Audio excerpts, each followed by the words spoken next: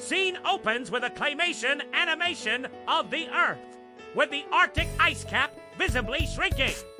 Have you ever wondered what would happen if the North Pole just melted? It sounds like the plot of a disaster movie, but it's happening right now.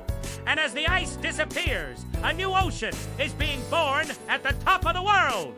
This isn't just about rising sea levels or polar bears losing their homes. It's about the start of a new global power struggle, a kind of 21st century gold rush, but for shipping lanes, oil, and military dominance. This is the Great Ice Race. For centuries, the Arctic was an impassable, frozen fortress, a place explorers dreamed of conquering, but mostly failed. The legendary Northwest Passage was a frozen graveyard for ships. But today, that fortress is melting away. What was once a solid sheet of ice is becoming open water for several months, a year. And this changes everything. Claymation scene. A Russian submarine plants a flag on the seabed under the North Pole. Let's start with Russia. Picture this. It's 2007, and a Russian submersible dives nearly 14,000 feet to the bottom of the Arctic Ocean, right under the North Pole. What do? They plant a rust-proof titanium Russian flag on the seabed. It was a bold, symbolic move, basically screaming to the world, this is ours. And they weren't just planting flags for fun. Russia has the world's longest Arctic coastline, and they see this melting ice as a massive economic opportunity. They're developing what they call the Northern Sea Route. Imagine a cargo ship traveling from Shanghai to Rotterdam, one of the busiest trade routes in the world. Traditionally, it has to go through the Suez Canal in Egypt. That journey takes about 35 days. But by cutting across the top of Russia through the newly opened Northern Sea Route, that same trip could be slashed by up to 40%, saving over 2 weeks of travel time. For global shipping, where time is money, this is a game changer.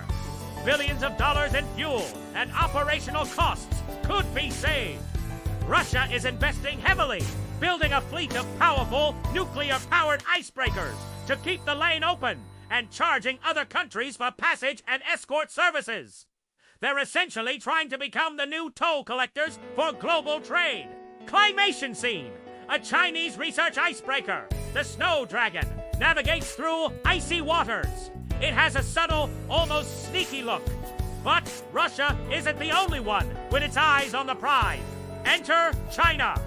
Now, you might be thinking, wait, China isn't an Arctic country. It's thousands of miles away. And you'd be right. But that hasn't stopped them.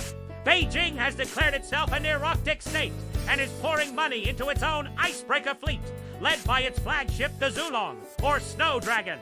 They call their strategy the Polar Silk Road. Officially, China says its interests are purely for scientific research and to ensure freedom of navigation.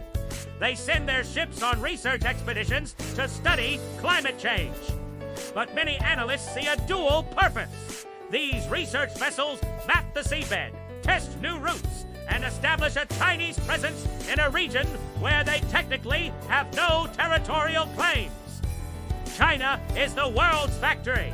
Getting its goods to Europe and North America faster and cheaper is a massive strategic advantage. By being a major player in the Arctic, they ensure they won't be left out or forced to pay Russia's high tolls without having a say. It's a classic long-term play for influence and economic power. Claymation scene. Uncle Sam character looking worried, scrambling to build a port in Alaska with toy-like construction vehicles that keep breaking. So, where is the United States in all of this? Well, for a long time, America has been playing catch-up. The U.S. is an Arctic nation because of Alaska, but its focus has been elsewhere, while Russia was building a fleet of over 40 icebreakers. The U.S. was operating with just 2, and only one of them was a heavy-duty vessel, and it's been in service for decades. It's like showing up to a Formula One race with a family sedan. The U.S. military and government are now scrambling. They're realizing that a melting Arctic means they have a whole new, massive coastline to defend the northern coast of Alaska.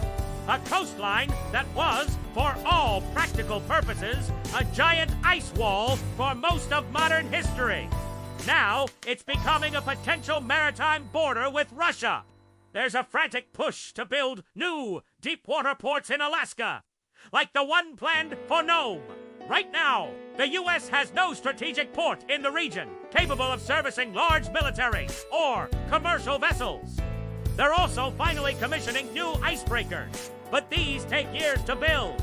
The fear is that by the time America is fully equipped for the Arctic, Russia and China will have already written the rules of the game. Claymation scene. The seabed cracks open, revealing cartoonish barrels of oil and sparkling gems. Submarines from different countries converge on them. Beyond shipping lanes, the Arctic is a treasure chest. The U.S. Geological Survey estimates that the region could hold up to 30% of the world's undiscovered natural gas and 13% of its undiscovered oil, not to mention vast deposits of rare earth minerals, which are crucial for everything, from our smartphones to electric car batteries and military technology. As the ice recedes, these resources are becoming more accessible than ever before. This creates a huge potential for conflict. Who owns these resources? According to international law, a country can claim exclusive economic rights up to 200 nautical miles from its coast. But countries can also claim rights to an extended continental shelf if they can prove geologically that the seabed is an extension of their landmass. This is exactly what Russia, Canada, and Denmark, on behalf of Greenland, are all trying to do. They're submitting competing claims to the United Nations, all laying claim to overlapping areas of the Arctic seabed, including the North Pole itself. It's a high-stakes geopolitical battle fought with geological maps and scientific data, but with warships and submarines waiting in the wings. Claymation scene.